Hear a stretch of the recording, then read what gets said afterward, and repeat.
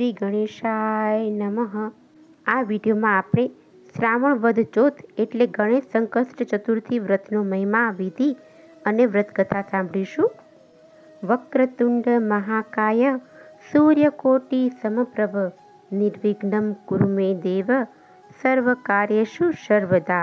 બોલો ગજાનન ગણપતિ મહારાજની જય. ચતુર્થીની તિથિ એ ભગવાન શ્રી ગણેશને સમર્પિત છે. તેના સ્વામી ભગવાન શંકર અને માતા પાર્વતીના પુત્ર શ્રી ગણેશ છે.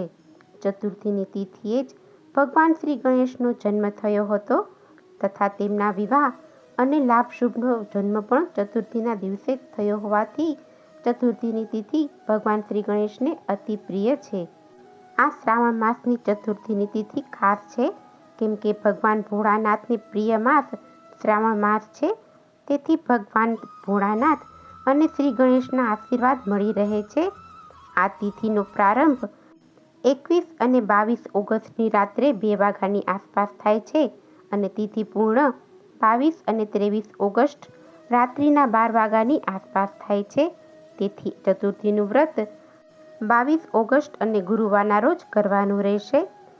સંકષ્ટ ચતુર્થીમાં ચંદ્રોદય થયા પછી પૂજા કરવામાં આવે છે.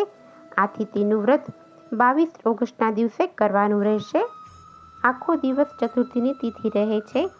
આ દિવસે ભગવાન શ્રી ગણેશની પૂજા કરવી અને દૂર્વા ખાસ ચડાવવા, ધૂપ દીપ નૈવેદ્યથી ભગવાન શ્રી ગણેશની પૂજા કરવી અને ભગવાન શ્રી ગણેશને લાડુનો પ્રસાદ અવશ્ય ધરાવવો. આમ સંકષ્ટ ચતુર્થીનું વ્રત કરવાથી વિઘ્નહર્તા દેવ તમામ વિઘ્નો હરી લે છે અને તેમની કૃપા દ્રષ્ટિ તથા આશીર્વાદ મળી રહે છે. હવે આપણે શ્રી ગણેશ સંકષ્ટ ચતુર્થી વ્રતની કથા સાંભળીશું. શ્રાવણ વદ ચોથને ગજાનન ગણેશ ચતુર્થી કહેવામાં આવે છે. શ્રાવણ વદ ચોથના દિવસે આ વ્રત લેવાય છે. વ્રત લેનારે સવારે વહેલા ઉઠી નાહી ધોઈ અને ગણપતિની મૂર્તિની સ્થાપના કરવી તથા તેમની પૂજા કરી પ્રાર્થના કરવી, હે સિદ્ધિ વિનાયક, અમારા સઘળા સંકટ દૂર કરી અમને સુખ શાંતિ આપજો, અમારું કલ્યાણ કરજો. સોનકાદી ઋષિઓ બોલ્યા, હે સૂતજી, આપ હવે અમને શ્રાવણ માસની સંકટ ચોથ વિશે કહો. અમને સાંભળવાની ઘણી જ ઈચ્છા છે. આથી સૂતજી બોલ્યા, શ્રાવણ માસની વદ ચોથને ગજાનન ગણેશ ચતુર્થી કહેવામાં આવે છે. ગણેશજીનું મોં હાથીનું હોવાથી તેઓ ગજાનન નામે ઓળખાય છે. ઓમ ગજાનનાય નમઃ આ મંત્રના ઉચ્ચાર સાથે આ ચોથના દિવસે શ્રી ગણેશનું પૂજન વિધિવત કરી તેમનું ધ્યાન ધરવું અને કથા વાચન શ્રવણ કરવી. આ વ્રતની કથા આ પ્રમાણે છે. પૂર્વકાળમાં ઋષભદેવ નામે એક દયાળુ રાજા હતો.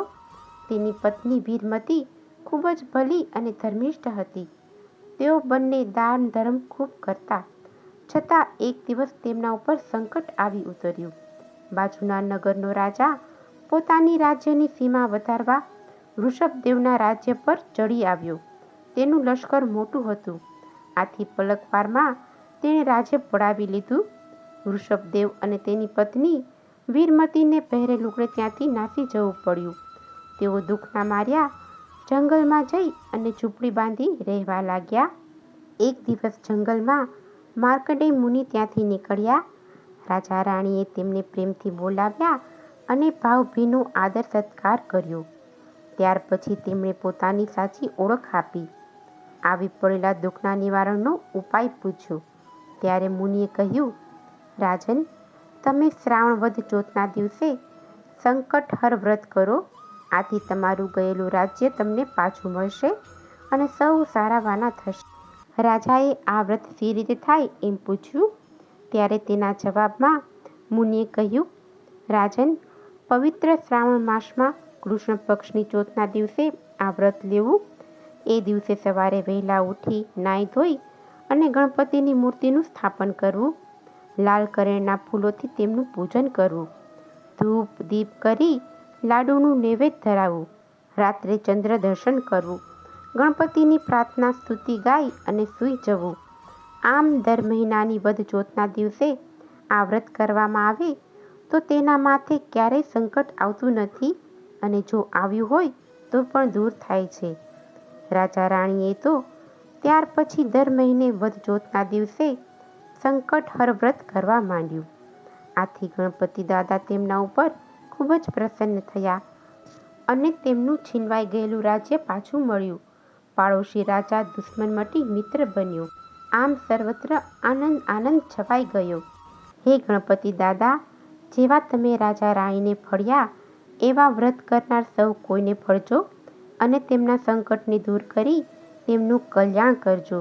બોલો ગજાનન ગણપતિ મહારાજની જય. જો તમને આજની આ કથા પસંદ આવી હોય તો એક લાઈક આપી ચેનલને સબસ્ક્રાઈબ કરજો. આજની આ કથા સાંભળવા બદલ આપનો ખૂબ ખૂબ આભાર.